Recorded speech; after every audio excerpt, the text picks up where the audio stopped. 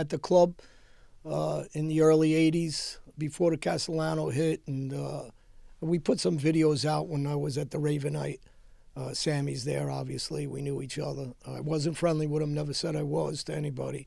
I was John Gotti Sr.'s guy. I wasn't Sammy's.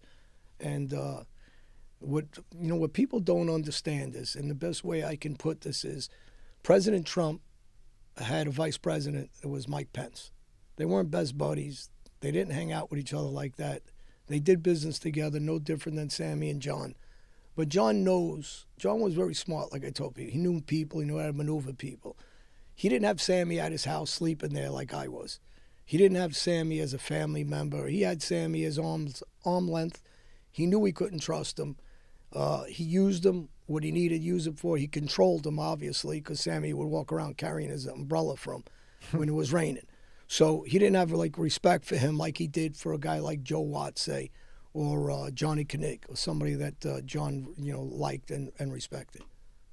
Let's get back to Sammy and remorse, and he was telling people he's going to give me a history lesson of Cosa Nostra. So let me give him one. Here's Cosa Nostra. You don't do YouTubes. He's doing YouTube. Cosa Nostra. You don't rat on your boss. He ratted on his boss. Cosa Nostra. You don't rat on the rest of the mafia. He ratted on the rest of the mafia. Cosa Nostra, you don't deal drugs. After you ratted, you came home and dealt drugs with your whole family. That's why I said he doesn't care about his own family. He put him in harm's way. That's not Cosa Nostra. Cosa Nostra, you don't kill a 15-year-old kid. Cosa Nostra, you don't start yapping like the way he does all the time. And Cosa Nostra, you talk like you're a killer. You did one shooting out of 19. Anybody wants, check the paperwork. One. He's wearing a Superman cape, but listen, first of all, the guy's 120 pounds. He should wear a Minnie Mouse cape. And, his day's over. His ego, he thinks, he's talking about Cosa Nostra as if he's a sitting underboss.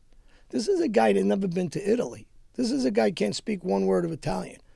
This is a guy who got chased out of the Colombo family, right?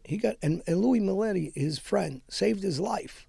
And they accused him of being by the police station too much and being a snitch. That's why they chased him.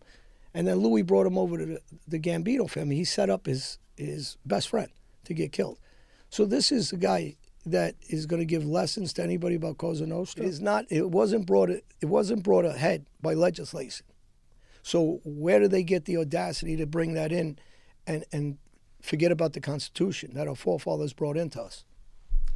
So when you think about that, so they're trying to mandate something on a citizen. Yeah, well, the thing is this. If you really believe it's that dangerous a pandemic, then why would our government allow 2 million illegal immigrants into this country without testing vaccines, without mandating a vaccine on them?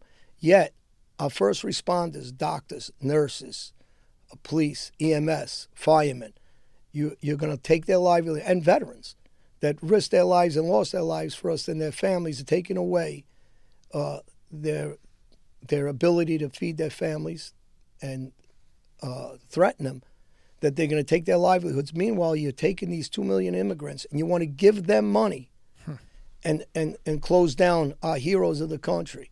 And, on everybody on both sides of Democrat, Republican, Independent, like I said, they all recognize this. This has nothing to do with mandates anymore. This has nothing to do with immigrants anymore, whether you agree or disagree.